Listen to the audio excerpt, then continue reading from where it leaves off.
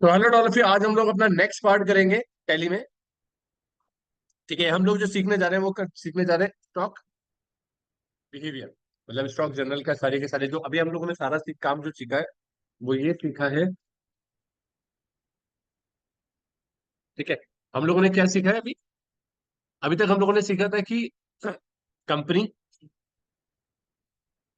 Create कैसे करते हैं। सबसे पहला काम तो ये होगा ना, हम लोगों ने सीक्वेंस से सीखा ना। सबसे पहले क्या होता है, अगर किसी ऑर्गेनाइजेशन में जाओगे सबसे पहले कंपनी क्रिएट करना सीखना, वहां पे क्रिएट करनी होगी। क्रिएट करने के बाद फिर ओपनिंग बैलेंस कैसे डालेंगे, ये काम होगा। लास्ट ईयर के क्लोजिंग को ओपनिंग बनाना होगा, ओपनिंग बैलेंस डालेंगे। फिर ट्रांजेक्शन्स कैसे पास करेंगे वाउचर्स में। तो वाउचर्स में कौन कौन से वाउचर सीख लिए हम लोगों ने? कॉन्ट्रा वाउचर सीख लिया, जनरल वाउचर सीखा, पेमेंट वाउचर में कैसे ट्रांजेक्शन करेंगे, ठीक है ना, और रिसीव वाउचर में। फिर उसके बाद हम लोगों ने सीखा परचेज साइकिल।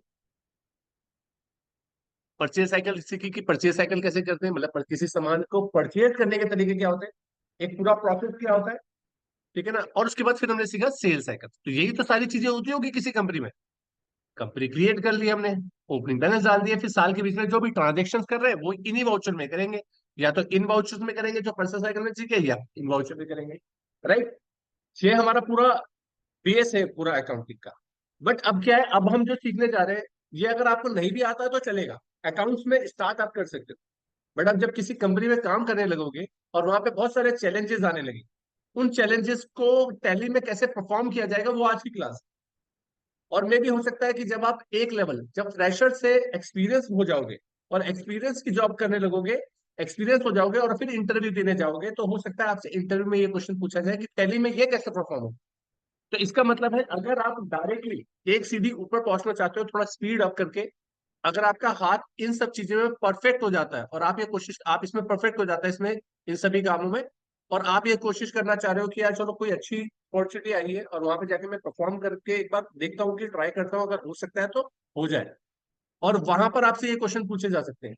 तो वही हम लोग आज डिस्कस करेंगे, ठीक है। कैसे करा जाएगा? पहला ऑप्शन है अलाउ जीरो वैल्यू ट्रांजेक्शन। ये क्या होता है, पहले प्रॉब्लम को समझते हैं। प्रॉब्लम ये है कि जैसे मान लीजिए मैंने यहाँ पर सेल करा, एफेड में दबाएंगे हम, एफेड जाते हैं। एफेड में जाने के बाद हमने डेट डाली। अब मैं यहाँ पे सेल कर रहा हूँ, बिल नंबर डाला यहाँ पर, सेल कर रहा हूँ मैं किसको? एक एंटरप्राइज।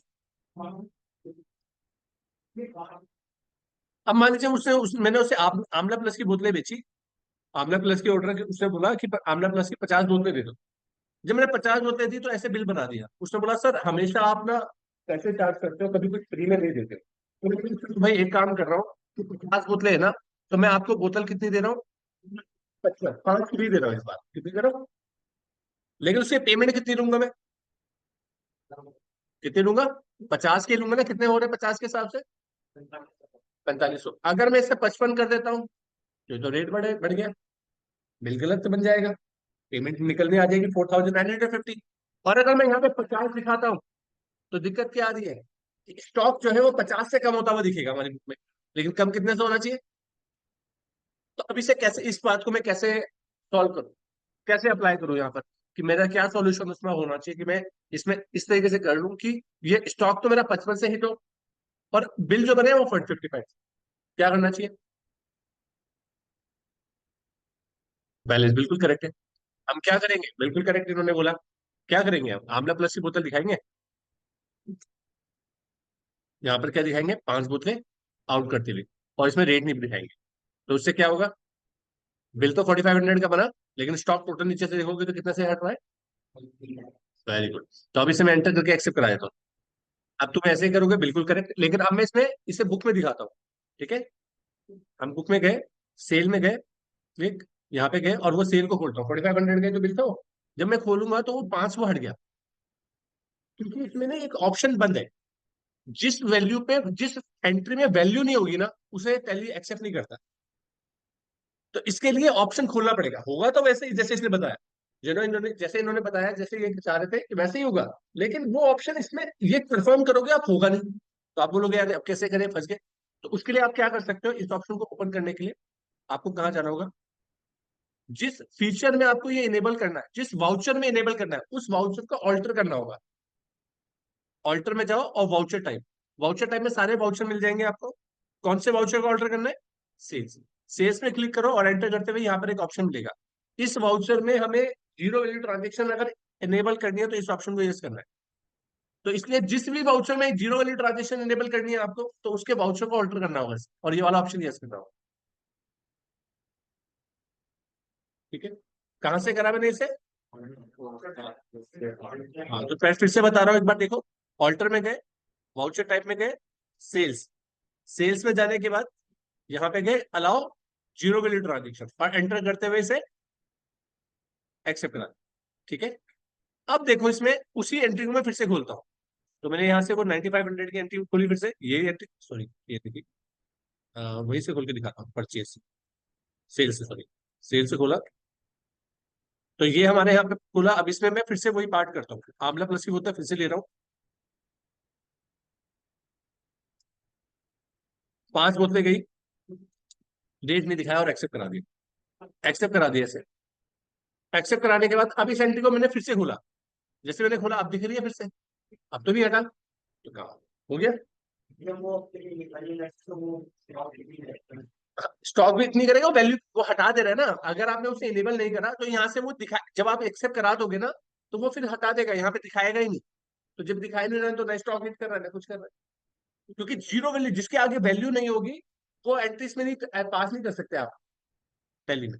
उसके लिए आपको पहले ऑप्शन इनेबल करना होगा। यहाँ तो वैल्यू थी ना इसके सामने, इसे इसलिए ले लिया। अगर इसके सामने वैल्यू नहीं होती तो एक्सेप्ट ही नहीं हो सकती थी।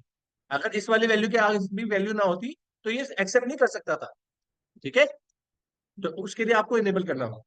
लेकिन मुझे एक चीज बताओ, जब कभी भी आप इसका किसी को प्रिंट आउट निकालोगे, जब बिल निकालोगे तो कैसे निकालोगे? ऑल्ट पी दबाओगे, प्रिंट निकालोगे, मैंने बताया था आपको कैसे। यहाँ पे जाओ, क्लिक करो प्रीव्यू पे, तो बिल ऐसे निकलेगा ना।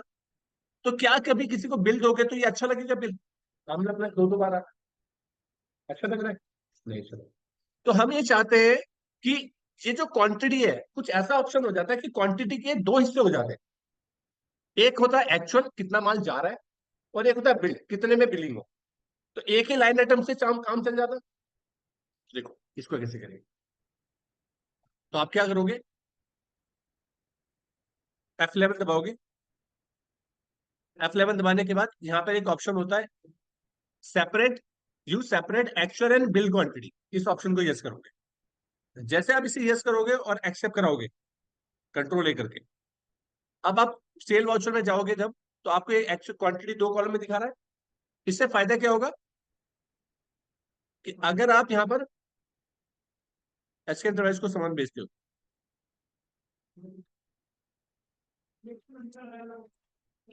ठीक है, आंवला प्लस की बोतलें बेच रहे हैं हम लोग। कितनी बेच रहे हैं?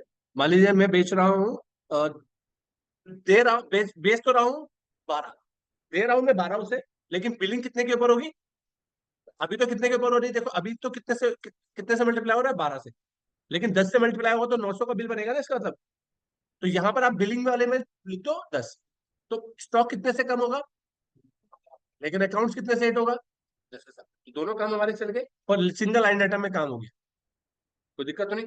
ये बेहतर लग रहा है ज्यादा, सामने वाले को पता भी चल रहा है एक्चुअल कितना आ रहा है, बिल कितने पे बना।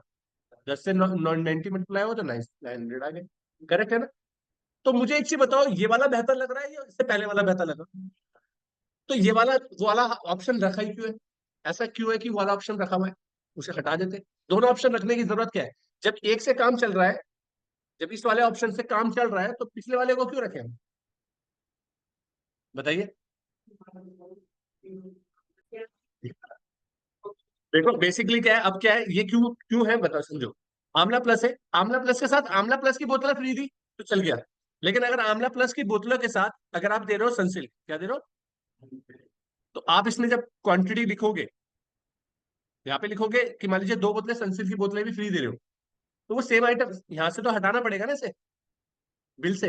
एक्चुअल तो कितनी जा रही है? 2। बिलिंग 1 रुपए की भी ना हो। तो अब अगर यहाँ पे जीरो वैल्यू है तो ये तो उसी ऑप्शन से ही चल पाएगा ना। नहीं, जीरो वाले ट्रांजेक्शन वाला इनेबल करना होगा ना, कि नहीं करना होगा? भाई सेम चीज के साथ सेम चीज फ्री जा रही है तो सेम लाइन आइटम में हो सकता है। लेकिन किसी चीज के साथ कुछ और चीज फ्री जा रहा है तो फिर तो वही वाला काम करेगा तो करेगा। ठीक है, सोचो सोचो। ठीक है, एक्सेप्ट कराते हैं। तो ये हमारा था क्या, दो टॉपिक हम लोगों ने कर लिए इसमें। एक हमने करा ये, ठीक है, अलाउ जीरो वैल्यू ट्रांजेक्शन, और एक दिस। ठीक है, ये हमारा कंप्लीट हो। नेक्स्ट क्लास में नेक्स्ट।